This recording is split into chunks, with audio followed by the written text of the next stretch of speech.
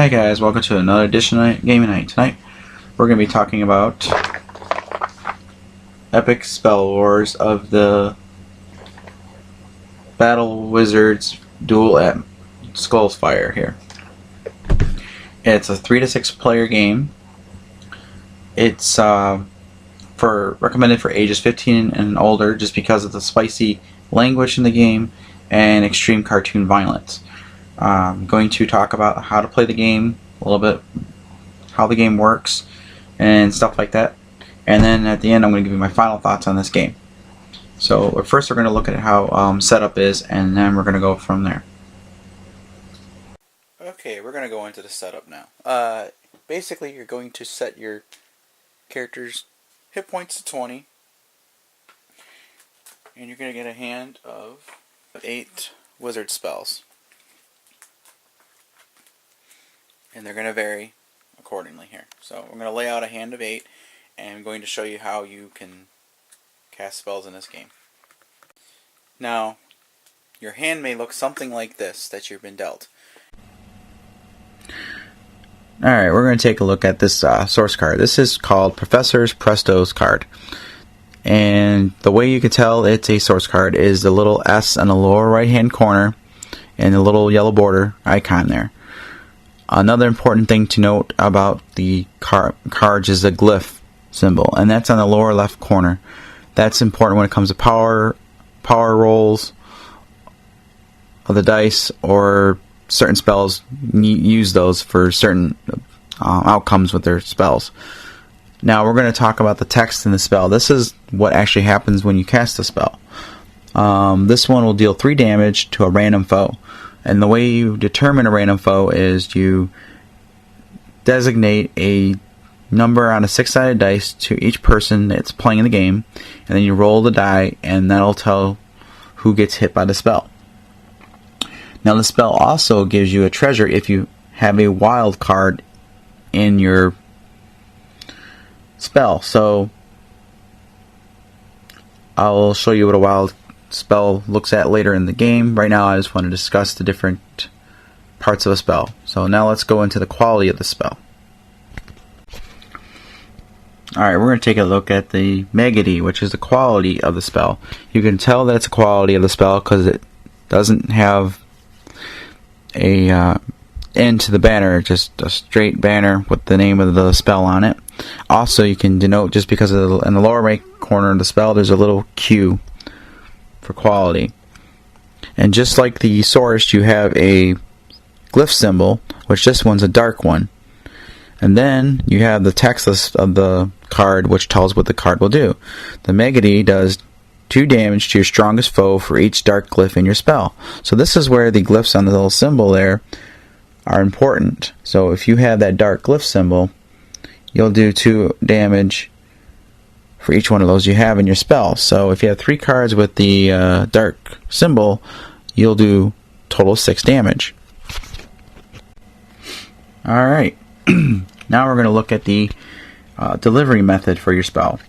Now just like the other spells, this one you can tell what it is just by the little box on the lower right of the card. This one has a D for delivery, so you know this is the end of the spell.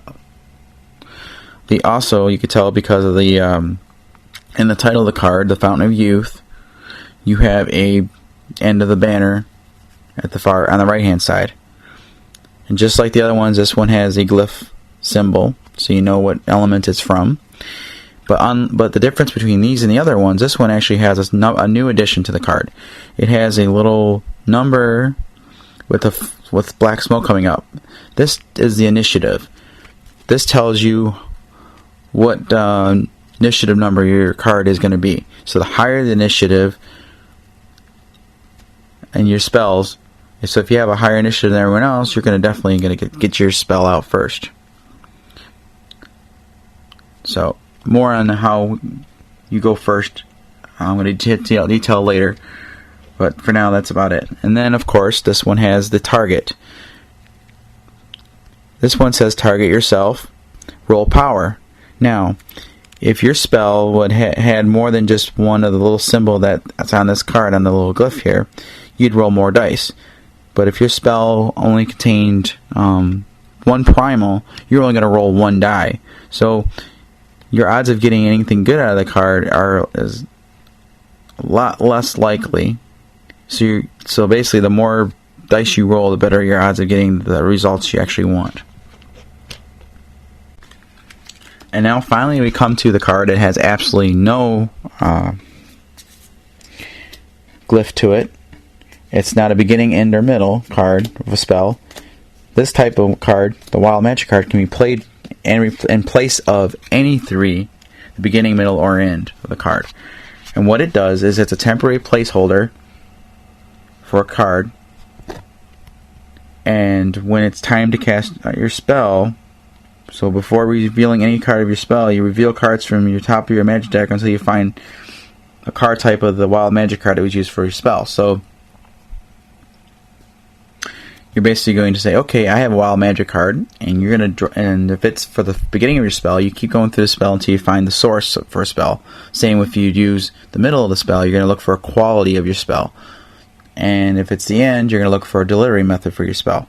So it's just a kind of a placeholder. But some cards actually use these for giving you benefits. Like some will allow you to draw treasure, some will let you do double damage if you have this in your card, and stuff like that. I'm not going into detail. So that's what stringing combos is good in this game for. So now we're going to take a look at casting spells in different ways. Alright, we're going to take a look at the strong spell. A strong spell is essentially a spell with a beginning, middle, and an end. In this case, we have this combo here. We have the Professor's Prestos, a Wild Magic card, and Power Vortex. And the way of resolving these cards is you go from left to right.